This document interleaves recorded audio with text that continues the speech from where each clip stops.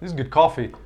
So the next question a viewer asks is, I've petitioned to the United States government. Will they look at my social media in determining whether they should give me my immigration benefit?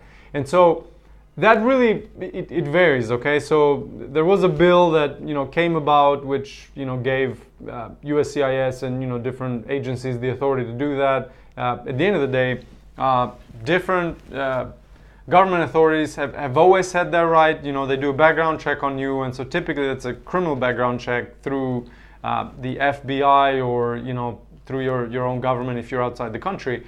But they've always had that right, and they can.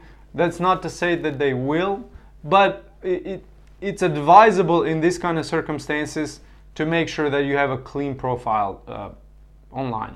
And so don't post things that you're telling people. If let's say if you're coming to the United States as a visitor, don't post things on your social media and make it publicly available that, listen, I got the visa and I'm going to the United States and I will never return, because that clearly shows an intent not to come back, which is against the intent that you had for your tourist visa. Okay, so you want to make sure you keep that under wraps. Okay, think of it, I'm applying for a job interview. My employer is going to look at my my internet persona, what I have out there in the world. Okay, and so it's similar with the government, and really they can do whatever they want.